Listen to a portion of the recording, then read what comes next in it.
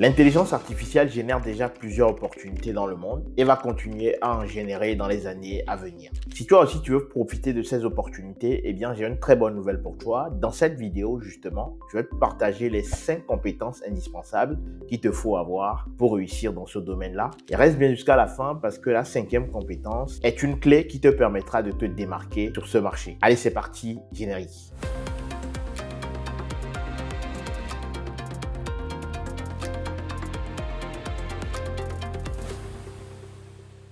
Salut à toi, bienvenue sur ma chaîne. Moi, c'est Espoir Badoun, je suis data scientist. Et sur ma chaîne, je partage avec toi des formations gratuites pour te permettre de passer de novice à expert sur des sujets techniques bien précis en intelligence artificielle. Je partage également des astuces de carrière pour te permettre de te démarquer sur ce marché de l'intelligence artificielle.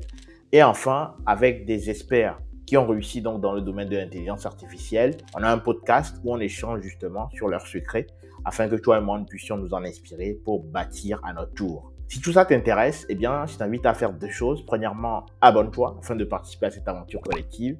Et deuxièmement, active la cloche de notification pour être notifié de tous nos nouveaux contenus édifiants qui apparaîtront chaque semaine sur la chaîne. Dans cette vidéo, donc, comme je l'ai dit en propos introductif, on va évoquer les 5 compétences indispensables pour réussir dans le monde de l'intelligence artificielle. Et comme je l'ai évoqué, restez bien jusqu'à la fin parce que la 5e compétence est une clé, est un secret en réalité qui va vous permettre de vous démarquer sur ce marché. Alors, sans pour autant tarder, on va rentrer dans le vif du sujet. Le premier point ici, ou la première compétence, si vous voulez, pour réussir dans ce monde de l'intelligence artificielle, c'est l'algorithmie. C'est quoi l'algorithmie? L'algorithmie désigne en réalité une séquence d'actions qui permettent de réaliser une tâche. Et c'est vraiment une clé parce que c'est ce qui va vous permettre de maîtriser la plupart des langages de programmation. Donc, si vous voulez maîtriser des langages de programmation, ce qu'il vous faut en réalité, c'est l'algorithme. Il faut être capable de décomposer des tâches, puisque programmer en fait quelque chose, c'est résoudre en fait une problématique, faire une tâche. Ok, pour ça, vous avez besoin en fait d'une séquence d'actions qui vont vous permettre d'arriver au résultat escompté. Et pour ça, l'algorithme est généralement utilisé et va vous permettre d'atteindre votre objectif. Donc, premier point, l'algorithme indispensable si vous voulez justement maîtriser les langages de programmation. Ce qui nous amène donc au deuxième point, c'est la programmation. Quel langage de programmation je dois apprendre pour réussir dans le monde de l'intelligence artificielle? Vous l'aurez sans doute deviné, pour ceux qui sont dans le domaine, je vais parler ici du langage Python.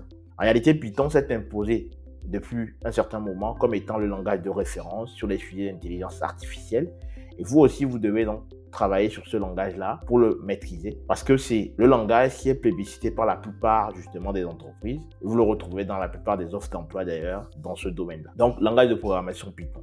Dites-moi d'ailleurs dans les commentaires si vous pensez qu'il y a d'autres langages qui nécessitent d'être appris. R notamment, il y a un battle entre R et Python. Dites-moi ça dans les commentaires, je suis curieux de le savoir. Mais en tout cas, à mon avis, si vous devez vous focaliser sur un langage de programmation dans un premier temps, ce sera le langage Python.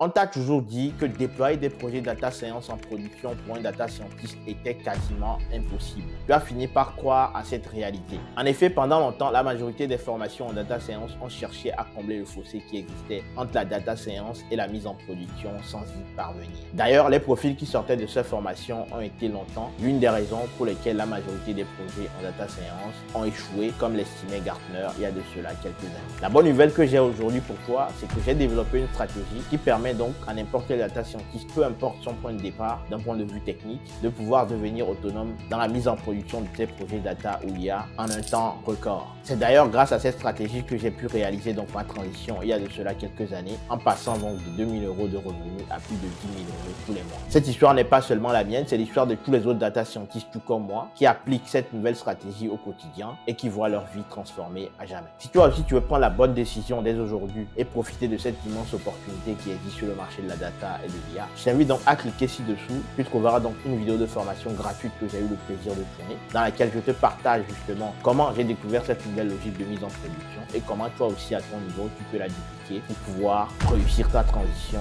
vers la mise en production. Ne tarde pas à visionner cette vidéo de formation gratuite car il se peut que c'est la dernière fois que tu la vois passer. Quant à moi, je te donne donc rendez-vous dans cette vidéo de formation gratuite. D'ici là, porte-toi bien. Salut.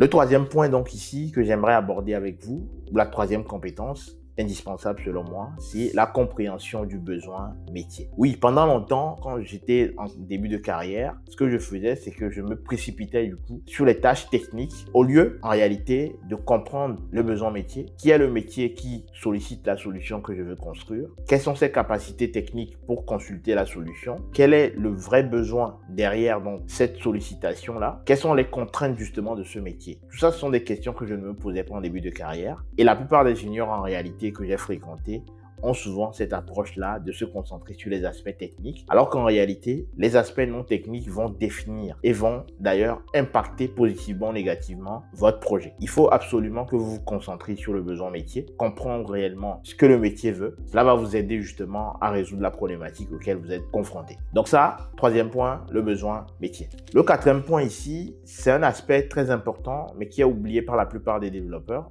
dans le monde de l'intelligence artificielle, que ce soit les data scientists ou autres, c'est le côté architecture. Ok? Tout comme dans la construction justement d'une maison, on a besoin en fait de coucher sur papier le rêve qu'on a. Ok? Imaginons j'ai le rêve d'une maison, il faut que j'arrive à coucher sur papier à travers un plan ce que j'aimerais en fait avoir comme maison. Mes aspirations. Où est-ce que je place la cuisine, la salle de bain, la chambre à coucher. Bref, tous ces éléments-là, vous devez les matérialiser sur feuille à travers un plan.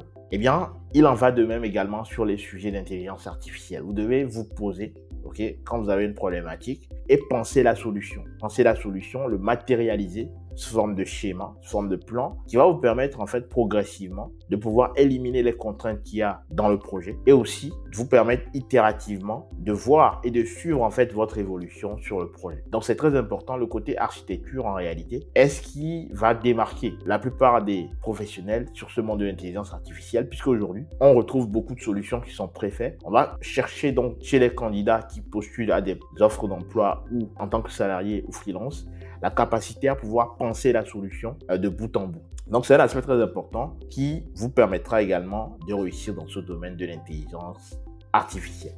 On arrive donc sur le cinquième point ou encore la cinquième compétence, c'est la formation. En réalité, il y a une façon en fait de se former que je vais évoquer avec vous donc dans cette dernière partie. La formation, je parle de formation ici dans un cadre bien précis. Il faut vous former sur des projets typiques qu'on rencontre réellement dans le monde de l'entreprise. Pour ça, il y a un site qui est dédié qui s'appelle Kaggle qui fournit des jeux de données avec des problématiques métiers bien précis. Là, va vous aider, va vous entraîner justement à pouvoir avoir des projets qui partent d'un besoin métier et vous permettent donc de pouvoir mettre en place également les éléments qu'on a vus dans cette vidéo, savoir penser la solution, architecture, le point précédent, le coucher sur papier et puis progressivement dérouler donc les éléments, l'algorithmie notamment, sur certaines tâches et puis pratiquer le langage Python par exemple qui va vous permettre donc de pouvoir faire de bout en bout un projet qui vous permettre donc de cocher les compétences que je viens de citer et matérialiser en fait votre expertise sur ce domaine-là. La formation ici, c'est une formation qui va se faire sur des besoins